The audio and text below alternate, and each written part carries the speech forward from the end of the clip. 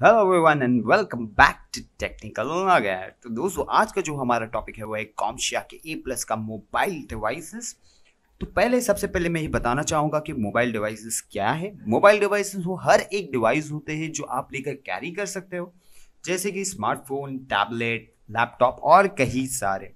तो आज जो हम देखने वाले हैं वो है लैपटॉप के हार्डवेयर एंड कंपोनेंट्स के बारे में। जो एक लैपटॉप एक मोबाइल डिवाइस आता है, और ये चालू करने से पहले मैं ये बताना चाहूँगा कि इस जो भी नगेट्स आने वाले हैं उसके थियोरेटिकल मटेरियल नीचे है, आपको लिंक पर मिल जाएंगे।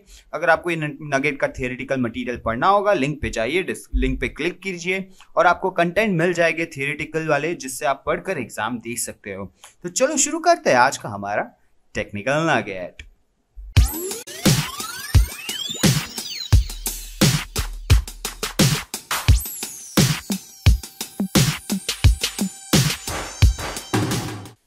तो सबसे पहले आप सब ने लैपटॉप्स को तो देखा ही होगा, सबने शायद यूज भी किया होगा।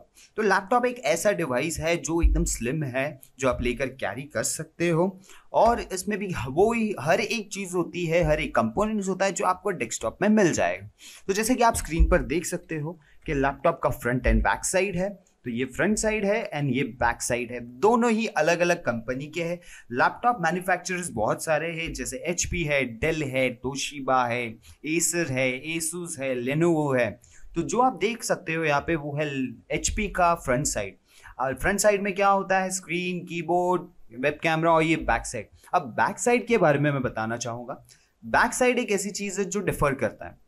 जैसे कि आप देख सकते हो यहाँ पे एक सेक्शन दिया हुआ है। ये सेक्शन हर एक लैपटॉप में आपको नहीं मिलेगा।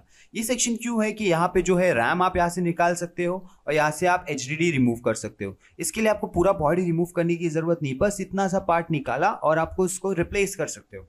कुछ कुछ ऐसे लैपटॉप्स आते हैं जिसमें ये सेक्शन नहीं मिलता है, उसके लिए आपको पूरा बॉडी निकाल कर, बैक पैनल निकाल कर, फिर आपको हार्ड डिस्क और ये सब रिप्लेस करना पड़ता है। और कुछ लैपटॉप में आपको ऐसे सेक्शन मिल जाएंगे। तो सबसे पहले लैपटॉप को डिसअसेंबल करते हैं तो वो कैसा होता है। जहां पे आप स्क्रीन पर देख सकते हो ये है लेनोवो का थिंकपैड लैपटॉप, जो one of my favourite laptops है। अभी लेनोवो का जो थिंकपैड लैपटॉप है ये एक्चुअली बहुत रफ एंड टफ होता है, और इसकी खासियत वाली बात यह है कि इसमें डुअल बैटरी होती है। अगर आप देखोगे तो ये भी एक बैटरी है और ये भी एक बैटरी। ये इंटरनल बैटरी है, ये एक्सटर्नल बैटरी है जो बाहर होती है। उसके बाद ये आप स्क्रीन देख रहे हो, इसका आप बॉडी देख रहे हो, फ्रंट साइड, कीबोर्ड हो गया, टच पैड हो गया, हार्ड डिस्क, उसका सिस्टम बोर्ड, प्रोसेसर, फैन, ये दोनों क्या है, इसके स्पीकर्स है, रैम है, वायरलेस कार्ड्स है, और ये उसका बैक साइड है। तो हर एक कंपोनेंट के बारे में जानने की हम कोशिश करेंगे यहाँ पे। तो सबसे पहले जो कंपोनेंट के बारे में जो बात करनी है वो है कीबोर्ड। अब कीबोर्ड क्या है? कीबोर्ड एक ऐसा कंपोनेंट है जो आप सब देखते हो, सबको सीधा सामने दिख जाता है, ये कहीं अंदर छुपा हुआ नहीं होता। तो कीबोर्ड के बारे में, जो लैपटॉप के बारे में बताना चाहूंगा, ये डायरेक्ट जो ये पार्ट है, इसका कनेक्टर, ये डायरेक्ट सिस्टम बोर्ड के साथ कनेक्ट हो जाता है। जो हमारा सिस्टम बोर्ड है, कोई इसको मदरबोर्ड बोलेगा, तो सिस्टम बोर्ड के साथ ये कनेक्ट हो जाता है। दूसरी चीज, यहाँ पे अगर देखोगे आप, लैपटॉप के कीबोर्ड में एक की मिलेगा जिसको बोला जाता है फंक्शन की। ये फंक्शन की का काम क्या है, क्योंकि लैपटॉप के कीबोर्ड में कुछ कुछ ऐसे फीचर्स आपको मिलेंगे, जैसे कि ये जो कीज आप देखोगे यहाँ पे, ये सब आइकन्स बने हुए हैं। जैसे अगर मैं फंक्शन की को प्रेस करूं और साथ ही साथ में ये की दबाऊं, तो ये स्क्रीन का ब्राइटनेस कम करेगा, स्क्रीन का ब्राइटनेस बढ़ाएगा, वॉल्यूम कम करेगा, वॉल्यूम बढ़ाएगा, वॉल्यूम ऑफ करेगा, play, fast forward, reverse, aeroplane mode and बहुत सारी चीजें। तो अगर F1, F2, F3 कीज नहीं यूज करना, ये फीचर्स यूज करना है, तो फंक्शन की प्रेस किया जाता है। लेकिन अगर आप चाहो तो बायोस में जाके, बेसिक इनपुट आउटपुट सिस्टम में जाकर आप इसको रिवर्स कर सकते हो, कि अगर आपको बार बार फंक्शन की नहीं दबाना है तो डायरेक्ट प्रेस करोगे तो ये चलेगा। और फिर आपको F1, F2, F3 यूज करना है ये कीज, तो उसके लिए आपको क्या करना पड़ेगा, फंक्शन की दबाना पड़ेगा। अब एक बताता, जो लैपटॉप के कीबोर्ड में, हर एक कीबोर्ड में ये सेक्शन नहीं होता है। ये सेक्शन जो ये नम पैड का सेक्शन है ये नहीं होता। ये सेक्शन क्या है, हर एक इसमें नहीं होता। कुछ कुछ लैपटॉप्स के कीबोर्ड में आपको ये पार्ट नहीं मिलेगा, कुछ कुछ में आपको मिल जाएगा। अब इसके बाद जो दूसरा कंपोनेंट है वो है हार्ड ड्राइव। हार्ड ड्राइव बहुत अलग अलग वेरिएंट के आने लग गए, टेक्नोलॉजी बहुत अपग्रेड हो गई स्टोरेज की। तो सबसे पहले जो हार्ड ड्राइव यूज होता था वो था हार्ड डिस्क ड्राइव, HDD बोलते थे हम इसको। इसमें एक मैकेनिकल डिस्क है, ये वाले जो आप देख सकते हो, ये रोटेट होते थे। इनकी स्पीड आते थे कुछ 5400 आरपीएम में, 7200 आरपीएम की स्पीड होते थे, रोटेशन स्पीड, और उस हिसाब से इसका स्पीड कैलकुलेट किया जाता था। लेकिन इसके बाद इसका ड्रॉबैक एक है, जो माइन्यूट सा ड्रॉबैक बोलो या क्या आप बोलो, ये आपके ऊपर है, कि कभी इस पे कोई फिजिकल इम्पैक्ट पड़ जाता था, या कभी ये इस पे कुछ लग जाता है या हाथ से गिर जाता, तो ये खराब हो जाते थे। इसका डिस्क है ये डिसबैलेंस हो जाता था, तो उस वजह से ये रोटेट नहीं कर पाता, तो डेटा लॉस हो जाता था, डिस्क रीड नहीं करता था। लेकिन इसके बाद क्या निकाला गया, सॉलिड स्टेट ड्राइव। इसमें अगर आप देखोगे यहाँ पे, तो ये आईसीज है जिसमें ट्रांजिस्टर्स है, और इसने क्या कर दिया, इसने इसकी स्पीड को एकदम ही बढ़ा दिया है। जहां पर अगर आप देखोगे एक्सपेंस की बारी आज के टाइम पे, तो ये अगर मैं 1 TB लेने जाता हूं, मेरा हार्ड डिस्क ड्राइव, ये मुझे ऑलमोस्ट 3K के आसपास मिल जाएगा। लेकिन SSD में अगर 1 TB लेने जाऊंगा तो इसका कॉस्टिंग मुझे पड़ेगा, सोचो इसका कॉस्टिंग मुझे पड़ेगा 12K के आसपास। 12K मतलब 12,000, 3K मतलब 3,000, इतना डिफरेंस है। लेकिन ये बहुत ज्यादा फास्ट है कंपेयर टू HDD। और दूसरी चीज, इस पे अगर फिजिकल इम्पैक्ट भी पड़ता है तो ये खराब नहीं होता, क्योंकि इसके अंदर कोई डिस्क नहीं है।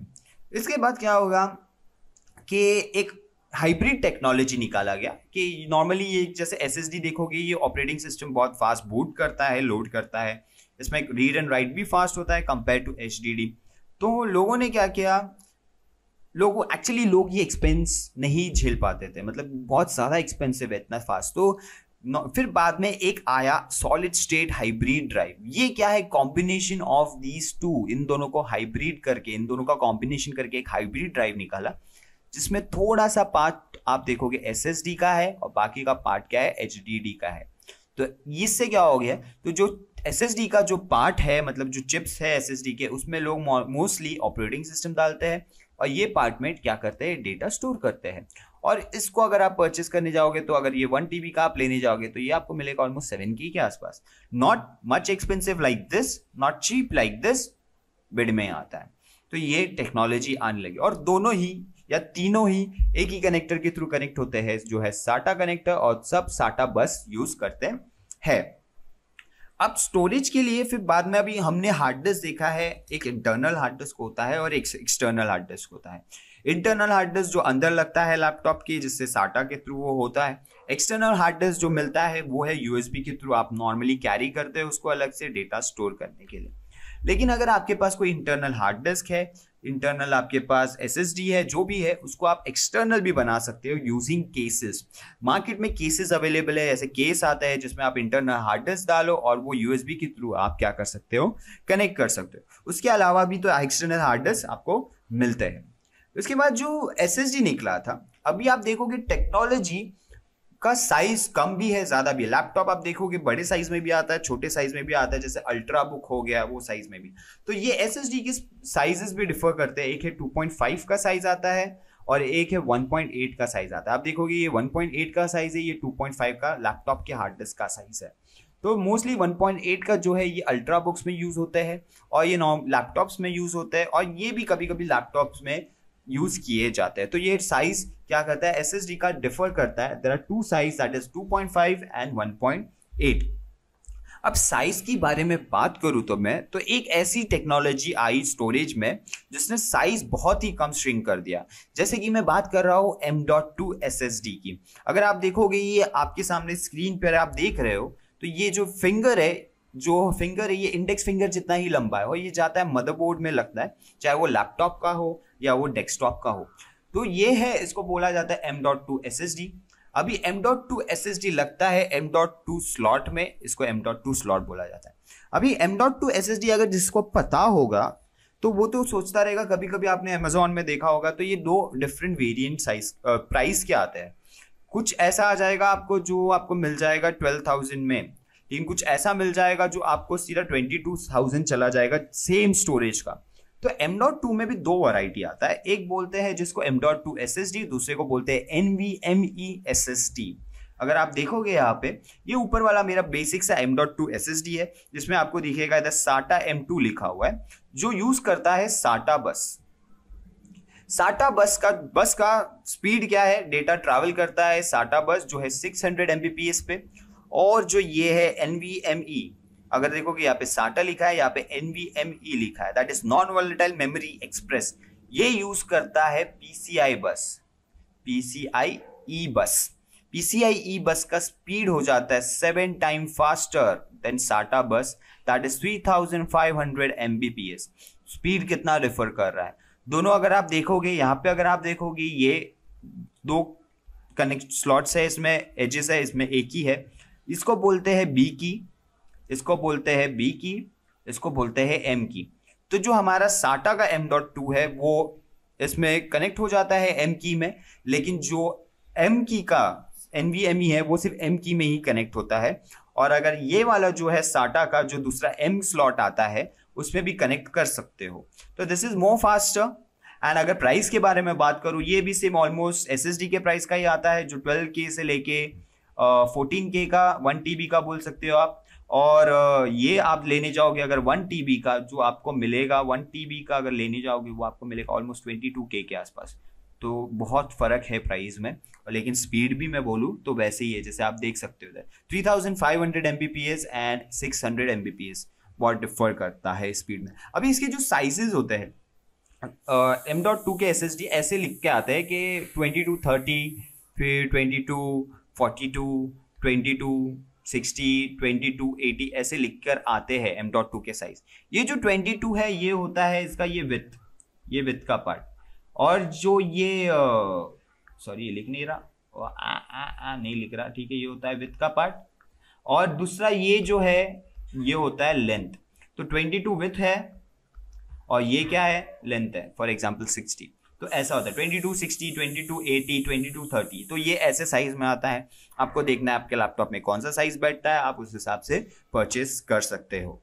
उसके बाद जो दूसरा मेमोरी बोलते हैं, स्टोरेज नहीं बोलेंगे, मेमोरी। मेमोरी क्या है, memory RAM is use as a memory in laptop, random access memory. अभी मेमोरी का काम क्या है, स्टोरेज क्या होता है कि आपने कोई डेटा को स्टोर कर लिया और वो जाके स्टोर होता है SSD में, HDD में। लेकिन मेमोरी ऐसी चीज है जिसको आपने सेव नहीं किया है, आप सिर्फ लिख रहे हो, मतलब मैं टाइप कर रहा हूं, मुझे स्क्रीन में दिखाई दे रहा है, वो सेव नहीं हुआ है, तो वो कहाँ पे स्टोर होता है, उसको मेमोरी। चलो एक सिंपल सा प्रोसेस बता देता हूँ। फॉर एग्जाम्पल ये मेरा कीबोर्ड है, यहाँ पे मैंने कुछ टाइप किया, वो जाता है प्रोसेसर के पास, प्रोसेस होता है, वो जाके रैम में स्टोर होता है और वो मुझे स्क्रीन पे आउटपुट देता है। समझ में आ रहा है, टाइप किया, प्रोसेसर में प्रोसेस हुआ, रैम में स्टोर हुआ, तब जाके स्क्रीन में मुझे आउटपुट मिल रहा है। इसको मैंने सेव नहीं किया है, क्योंकि मैं चाहूँ तो बैक स्पेस करूँ तो वो उड़ जाएगा। तो ये कहाँ पे स्टोर हो रहा है, रैम में, that is memory, non volatile memory जो हमारा है। अभी रैम जो होते हैं वो डेस्कटॉप में भी होते हैं और लैपटॉप में भी होते हैं। तो लैपटॉप के रैम्स छोटे होते हैं, छोटे होने की वजह से उनको बोला जाता है सोडिम। सोडिम मतलब स्मॉल आउटलाइन। लैपटॉप के रैम में आपको SO मिलेगा। Dim stands for dual inline memory module. अब डुअल इनलाइन मेमोरी मॉड्यूल का मतलब क्या होता है, ये जो पिंस आप देखते हो रैम्स में सामने होते हैं, ये पीछे भी होते हैं, तो दोनों साइड में होने के लिए उसको क्या बोला जाता है, डुअल इनलाइन मेमोरी मॉड्यूल। एक ही साइड होगा, जो पहले रैम्स आते थे उसको बोला जाता है सिंगल इनलाइन मेमोरी मॉड्यूल, लेकिन आजकल के रैम आपको डुअल इनलाइन मिलेगी। दूसरी चीज, इसके DDRs होते हैं, टाइप्स ऑफ रैम। तो DDR2, DDR3, DDR4 जो आज के टाइम पे चल रहे हैं। DDR1 यूज नहीं होता, अभी आउटडेटेड हो गया है। तो DDR2, DDR3, DDR4, और हर एक रैम के पिन होते हैं स्पेसिफाई करने के लिए कि इसमें 200 पिन्स है। ये पिन्स मतलब ये जो चीजें होती हैं इनको काउंट करेंगे तो इसमें 200 पिन्स है, 204 पिन्स है, 260 पिन्स है। और हर एक रैम में वोल्टेजेस होते हैं कि फॉर एग्जांपल अगर समझ लो DDR2 का या DDR3 का रैम है, ये वोल्टेज ले रहा है 1.3 वोल्टेज, वैसे तो हर एक रैम के वोल्टेजेस होते हैं, वो कितना वोल्टेज यूज कर रहे हैं उस हिसाब से। और इनके फ्रीक्वेंसीज भी होते हैं, फ्रीक्वेंसी मेगाहर्ट्ज में होते हैं। ये ज्यादातर फ्रीक्वेंसी के बारे में मैं अभी नहीं बताऊंगा, रैम का आगे एक अलग सेक्शन आएगा उसमें मैं इन डिटेल रैम के बारे में बताऊंगा। तो ये होता है हमारा रैम लैपटॉप का, जिसको हम बोलते हैं सोडिम रैम। उसके बाद जो दूसरी चीज है स्मार्ट कार्ड। स्मार्ट कार्ड आपको आजकल सब लैपटॉप में नहीं मिलेगा। स्मार्ट कार्ड का फंडा क्या है, एक कार्ड आते थे जैसे डेबिट कार्ड्स होते हैं, वैसे कार्ड होते हैं जो लॉक अनलॉक करने के लिए यूज होते हैं। जैसे मेरा लैपटॉप हो गया, मैं उसमें उसको मेरे को अनलॉक करना है, मुझे पासवर्ड पिन डालने से अच्छा मैं एक स्मार्ट कार्ड को इधर इंसर्ट करूंगा, उसमें एक पिन रजिस्टर्ड होता है और मेरा अनलॉक हो जाएगा। तो ये स्मार्ट कार्ड का स्लॉट होता है। आजकल एक्सटर्नल डिवाइसेस भी आते हैं स्मार्ट कार्ड के, अगर नहीं होगा तो उस चीज के लिए, तो ये वो स्लॉट है। तो कार्ड रीडर यूज होता है अनलॉक करने के लिए, स्मार्ट कार्ड रीडर बोलते हैं, SC इन शॉर्ट। उसके बाद जो दूसरा डिवाइस है जिसको आपने यूज किया होगा वो है optical disk drive. Optical drive जो हमारे लैपटॉप में होते हैं, आजकल बहुत कम मिलेंगे आपको लैपटॉप्स में, आजकल लैपटॉप्स में से भी ये निकलने लगे, नोटबुक्स में तो होते ही नहीं है, जो छोटा साइज होता है लैपटॉप का। इसमें कैसा होता है, CD जाता है, DVD जाता है, ब्लू रे जाता है, ये अलग अलग चीजें हैं, मैं आपको बताऊंगा इन डिटेल, आगे के नगेट्स में आएगा, इनके स्पेसिफिकेशन बताऊंगा, CD DVD ब्लू रे। लेकिन ये जो टेक्नोलॉजी है, इसमें CD DVD डाल के हम प्ले करते थे एक टाइम पे, फिर बाद में फ्लैश ड्राइव की टेक्नोलॉजीज आने लगे। अब मेरे को इतना बताऊंगा मैं तुमको कि ये जो टेक्नोलॉजी CDs होती है, DVDs होती है, अगर इसको प्रॉपरली मेंटेन किया जाए तो ये 200 ईयर्स तभी प्रॉपरली रह सकते हैं इनमें डेटा, ऑप्टिकल डिस्क ड्राइव। और इसका भी कनेक्टर जो होता है वो साटा कनेक्टर होता है। जैसे अभी साटा कनेक्टर तो आपने देखा होगा, अगर आप स्क्रीन में देखोगे ये पाटा कनेक्टर है, जो आउटडेटेड पाटास होते थे कनेक्टर्स वो है, और आजकल तुमको क्या मिलेगा, इसमें साटा कनेक्टर मिलेगा। और अगर मैंने देखा आजकल लोग यूज नहीं करते ये होने के बावजूद भी लैपटॉप में, तो मैं रिकमेंड करूंगा इसको यूज करो एटलीस्ट मंथ में एक बार, वरना इसकी जो लेंस होते हैं रीडर वो प्रॉपर वर्क नहीं करेगी तो खराब हो जाता है। उसके बाद जो छोटे छोटे कंपोनेंट्स है लैपटॉप में, जिसको आपने देखा बहुत कम होगा या देखा ही नहीं होगा, जैसे वायरलेस कार्ड हो गए, ब्लूटूथ हो गए, वायरलेस कार्ड ब्लूटूथ कार्ड्स। अभी ये क्या होता है, वायरलेस कार्ड वाईफाई से कनेक्ट करने के लिए NIC जैसा होता है, और ये ब्लूटूथ के साथ कनेक्टिविटी के लिए। दूसरे सेल्यूलर कार्ड्स आते हैं जिसमें आप सिम कार्ड जो होता है उसमें डेटा होता है, उसके थ्रू आप डेटा यूज कर सकते हो, और वीडियो कार्ड जो ग्राफिक कार्ड बोलते हैं। और ये जो भी कार्ड्स है ये जाते हैं मिनी PCI स्लॉट में। मिनी PCI स्लॉट और M.2 स्लॉट दोनों अलग अलग स्लॉट है, तो ये जाते हैं मिनी PCI स्लॉट के अंदर। तो आई गेस आपको अभी तक कंपोनेंट्स सब समझ में आए रहेंगे। फिर आगे का जो कंपोनेंट है वो है स्क्रीन। अब स्क्रीन क्या होता है, स्क्रीन नॉर्मली आजकल टच स्क्रीन आने लगे हैं, बेसिक से स्क्रीन आने लगे, तो नॉर्मल स्क्रीन अगर रिप्लेस भी करना होता है तो आपको ये पैनल निकालना होता है, आप रिप्लेस कर सकते हो। स्क्रीन में भी टाइप होते हैं, कोई LED स्क्रीन आता है, LCD स्क्रीन आता है, ठीक है, OLED स्क्रीन आता है। तो ये सब स्क्रीन्स होते हैं, इनके बारे में मैं नेक्स्ट नगेट में बताऊंगा डिटेल में, लेकिन ये स्क्रीन होता है दूसरे जो हमारे लैपटॉप में जिसके थ्रू आप देख सकते हो। उसके अलावा लैपटॉप में एक खासियत होती है जो डेस्कटॉप में नहीं होती, आप इसको चार्ज कर सकते हो। और चार्ज किसके थ्रू होता है, DC जैक के थ्रू, जो ये पावर जैक है। DC जैक के साइजेस, वैरायटी ऑफ टाइप्स बहुत डिफरेंट है। कभी कभी ये क्या होता है, शोल्डर्ड होता है ऐसे, कभी कभी ऐसे रिमूवेबल होता है। अगर रिमूवेबल होगा तो आपको रिप्लेस करने के लिए बहुत आसान पड़ेगा, अगर शोल्डर होगा तो थोड़ी मुश्किल पड़ सकती है। उसके बाद जो कंपोनेंट है वो है बैटरी। अब बैटरी अगर आपने कभी इसको खोलकर नहीं देखा होगा तो ऐसे एक्चुअल सेल्स होते हैं इसके अंदर जो लैपटॉप की बैटरी होती है, और ये क्या होती है, लिथियम आयनाइड की बैटरी आज लैपटॉप में यूज करते हैं, और ये चार्ज आप करोगे तो अच्छा टाइम तक इसका चार्ज टिक जाता है, आप इसको यूज कर सकते हो। उसके बाद जो कंपोनेंट है हमारे लैपटॉप में वो है touch pad. Touch pad laptop की खासियत यही है कि टच पैड आपको माउस कैरी नहीं करना है। कभी टच पैड खराब हो गया तो क्या कर सकते हो, कभी कभी टच पैड अलग से ऐसे मिल भी जाता है रिप्लेस करने के लिए, डिपेंडिंग ऑन मॉडल। कुछ कुछ मॉडल ऐसे होते हैं जिसमें सिर्फ टच पैड नहीं रिप्लेस कर सकते, आपको ये पूरा पैनल रिप्लेस करना पड़ता है। तो ऐसे भी मॉडल्स होते हैं जिसमें आपको पूरा पैनल रिप्लेस करना है, then it is easily replaceable. अगर आपने कभी लैपटॉप ओपन किया होगा और आपने कभी इसको रिप्लेस डिसअसेंबल किया होगा तो आपको बहुत इजीली हो जाएगा। और कभी कभी एक प्रॉब्लम हमेशा आता है, मैंने देखा है लोगों के फ्रेम्स टूट जाते हैं, बॉडी टूट जाती है, और फिर क्या कर सकते हैं, तो प्लास्टिक फ्रेम्स भी लैपटॉप के होते हैं, अवेलेबल मिलते हैं, अमेजोन पे जाओगे आपको मिल जाओगे आपके मॉडल के हिसाब से, और आप उसको रिप्लेस भी कर सकते हो। तो ये भी एक कंपोनेंट आ जाता है अपने हार्डवेयर में। फिर बाद में सिस्टम बोर्ड है जो मदरबोर्ड बोलते हैं, स्पीकर्स है, स्पीकर्स भी रिमूवेबल होते हैं। फिर हमारा यहाँ पे मैंने एक गलती किया है, मैं इसको करेक्ट कर देता हूँ, यहाँ पे मेरे को लिखना चाहिए था CPU। ओके, तो सीपीयू है, ये प्रोसेसर भी रिमूवेबल होते हैं, अगर आपने कभी लैपटॉप को खोला होगा, ये होते हैं पीजीए पिन ग्रेडेड, ये सब पिन्स होते हैं जो लैपटॉप में बैठ जाता है बराबर और लॉक किया जाता है। तो प्रोसेसर होता है जिसके बारे में इन डिटेल में हार्डवेयर के नगेट में आगे बताऊंगा। प्रोसेसर के टाइप्स क्या होते हैं, स्पीकर्स है और बोर्ड्स है। और अगर आप देखोगे इधर रैम के बारे में तो जस्ट बताया, इधर 2 स्लॉट है रैम के, ठीक है। तो रैम के डिफर करते हैं, कभी कभी लैपटॉप में एक ही स्लॉट होता है, कभी कभी 2 स्लॉट होता है। और ये जो प्रोसेसर है यह जाके बैठता है इधर, प्रोसेसर की जगह है ये, तो ऐसे होता है। फिर यहाँ पे अगर आप देखोगे यहाँ पे एक अलग स्लॉट है, ये पीसीआई स्लॉट रहेगा, दिख रहे हो। और भी बहुत सारी चीजें होती है। तो मदरबोर्ड के इन डिटेल्स में भी नगेट हो गए जिसमें मैं आपको बताऊंगा कि क्या होते हैं।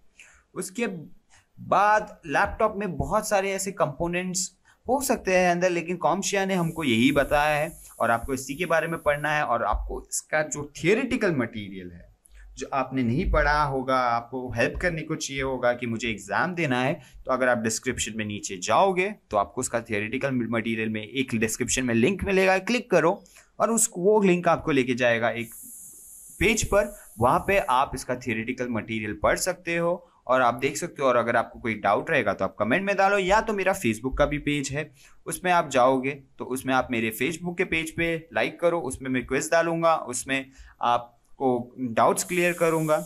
और अगर क्वेश्चन रहेगा तो आप कमेंट में डाल दीजिए। और अगर आपको मेरा ये वीडियो पसंद आया तो प्लीज लाइक कीजिए, सब्सक्राइब नहीं किया है अगर तो सब्सक्राइब कर लीजिए, क्योंकि मैं और भी ऐसे वीडियोस डालता ही रहूंगा। और अगर आप चाहो कि आपका नॉलेज, इस नॉलेज को आप शेयर करना चाहते हो लोगों में कि लोग भी पास हो सके और आपको कंपटीशन मिले, तो आप इस वीडियो को भी शेयर कर सकते हैं। तो thank you for watching my nugget, see you later. Video अभी बाकी है मेरे दोस्त। नेक्स्ट वीडियो में आप देखोगे कंपोनेंट्स जो डिस्प्ले के अंदर अवेलेबल है लैपटॉप्स के, फिर लैपटॉप्स के different features, types of mobile devices, कौन से अलग अलग टाइप्स है, फिर इनके एसेसरीज जैसे हेडफोन्स हो गए और भी कई सारे।